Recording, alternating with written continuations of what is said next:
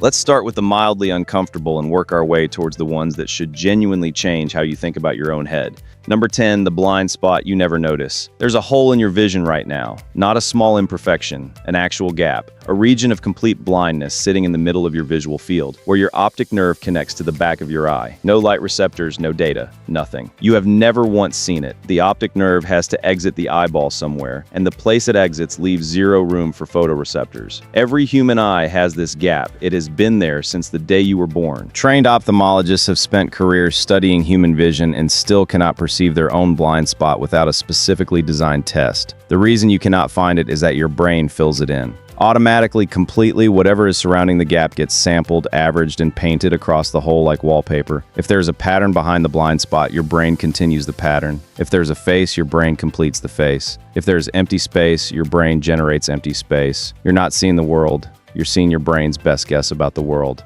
with the broken parts quietly patched over before the image reaches your awareness. This has been happening every second of your life. You had no idea. Thankfully, the patch job is excellent. Number 9, the door effect. There's a real scientific explanation for why you walk into a room and immediately forget why you came. In 2011, psychologist Gabriel Radvansky at the University of Notre Dame ran a series of experiments where subjects carried objects across a room or through a doorway and were then tested on what they were holding and why. The subjects who passed through a doorway forgot significantly more than the subjects who walked the same distance without crossing a threshold. The doorway itself caused the forgetting, not the distance, not the time. The door. Radvansky called it the event boundary effect. The brain organizes experience into episodes, chapters essentially, and uses physical boundaries like doorways as chapter breaks. When you cross a threshold, the brain files away the previous episode and opens a new one. Whatever was in short-term memory gets deprioritized in the transition. This is not a flaw, it is the brain's filing system working exactly as designed.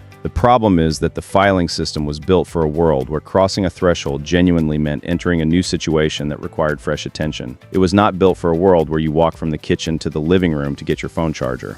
The fix documented in follow-up research is to walk back through the doorway you came from. Re-entering the previous episode can restore the memory, which is the most inconvenient solution to a problem that has wasted a genuinely unreasonable portion of human life. Number 8, the Tetris Effect. In the early 1990s, researcher Robert Stickgold at Harvard Medical School gave subjects extended sessions of Tetris, the falling block puzzle game, and then monitored them as they fell asleep. The subjects began hallucinating Tetris. Falling blocks, rotating shapes, and the specific visual language of the game appeared in the hypnagogic state between wakefulness and sleep, completely involuntarily. What made this finding genuinely significant was that Stickgold repeated the experiment with amnesiac patients who could not form new long-term memories. They experienced the Tetris hallucinations too. They just had no memory of ever having played the game. The brain was processing and replaying the visual patterns of Tetris without the conscious memory of Tetris. The skill consolidation was happening in a system completely separate from conscious recall. This process is not limited to video games. Surgeons report seeing incision patterns when they close their eyes. Lifeguards report seeing wave movements. Long-haul truck drivers report seeing road lines.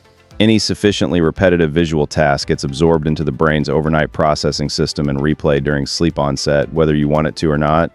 Your brain rehearses what it considers important. It does not ask for your input on what qualifies.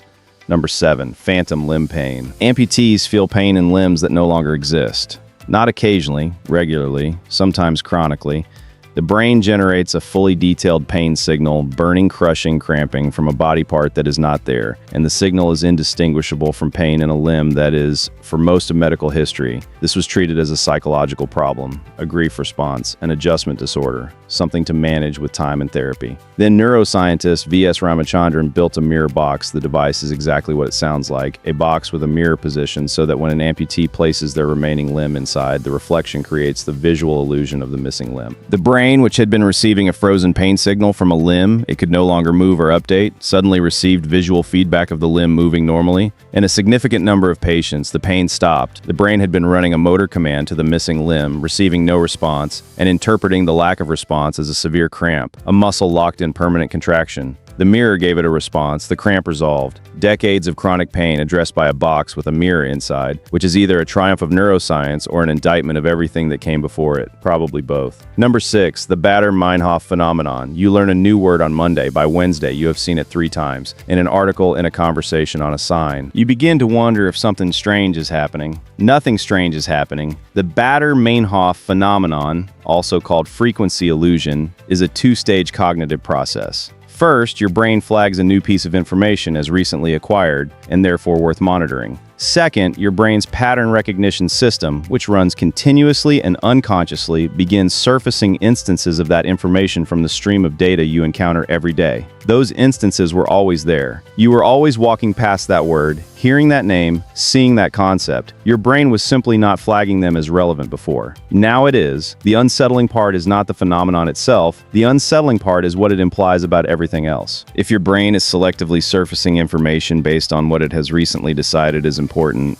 then the world you perceive day to day is being actively curated by a system operating entirely below your awareness. You're not observing reality, you're observing the version of reality your brain has decided is worth showing you, which is a distinction that gets more uncomfortable the longer you sit with it. Number 5, sleep paralysis every night. As you enter REM sleep, your brain releases a cocktail of neurotransmitters that chemically paralyzes your voluntary muscles. This is called atonia. It exists specifically to prevent you from physically acting out your dreams, a protective measure your brain implemented because the alternative, as anyone with REM sleep behavior disorder can confirm, is significantly worse. Occasionally, the paralysis does not release on schedule when you wake up. You're conscious. You're aware of your surroundings. You cannot move a single voluntary muscle. This state can last anywhere from a few seconds to several minutes. Approximately 40% of people experience it at least once. Around 8% experience it regularly. The brain, caught between sleep and wakefulness, with its threat detection system fully online and its motor system offline, occasionally generates hallucinations to go with the paralysis. A pressure on the chest, a figure in the room, a sound that should not be there.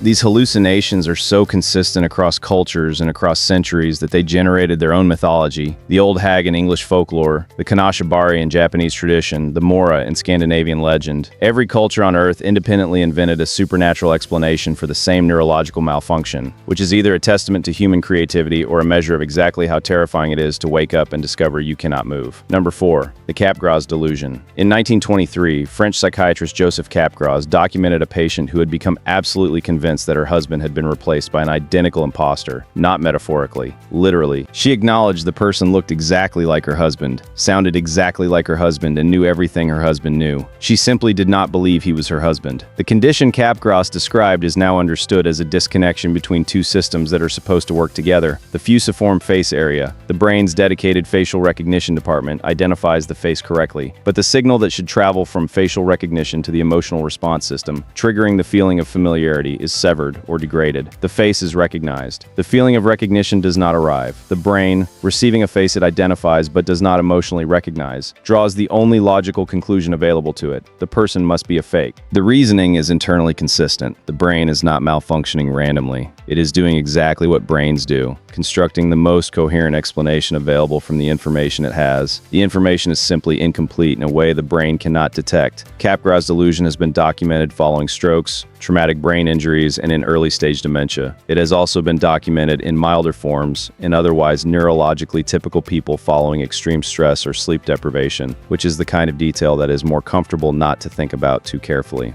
Number 3, decision fatigue. In 2011, researchers analyzed 112 parole hearings before an Israeli parole board over a 10-month period. They tracked the time of day each hearing occurred and the outcome. The judges started each session granting parole approximately 65% of the time. By the end of each session, before a break, the approval rate had dropped to nearly zero. After a food break, it reset to 65%. Same judges, same cases by legal classification, same stated criteria. The only variable was how many decisions the judges had already made that day and whether they had eaten recently. The brain treats decision-making as a resource. Each choice, regardless of size, regardless of importance, draws from the same pool. As the pool depletes, the brain defaults increasingly to the safest, lowest effort option available. For a parole board, the lowest effort option is denial. For a surgeon late in a shift, it is the most familiar procedure. For anyone at the end of a long day, It is whatever requires the least active construction. Every major decision you make after a day of smaller decisions is being made by a brain that is measurably less capable of making it than it was that morning. This is not a feeling. It has been replicated across judges, physicians, loan officers, and military commanders. The brain you're using to make important choices in the evening is a different brain than the one you had available at 9 in the morning. Thankfully, nobody told you this earlier, so at least the ignorance was comfortable. Number 2, the Ultradian Rhythm. Every 90 minutes without your awareness or permission, your brain cycles through a shift change. The Ultradian Rhythm, a biological cycle running beneath the more familiar circadian day-night cycle, alternates dominance between the left and right hemispheres of the brain on a roughly 90-minute schedule. During left-dominant phases, analytical processing, language, and focused attention sharpen. During right-dominant phases, creative thinking, pattern recognition across unrelated concepts, and diffuse attention increase. Researchers discovered this cycle was mirrored in nasal breathing. The body alternates which nostril does the majority of breathing on the same 90-minute schedule, controlled by erectile tissue inside the nasal passages that inflates and deflates automatically.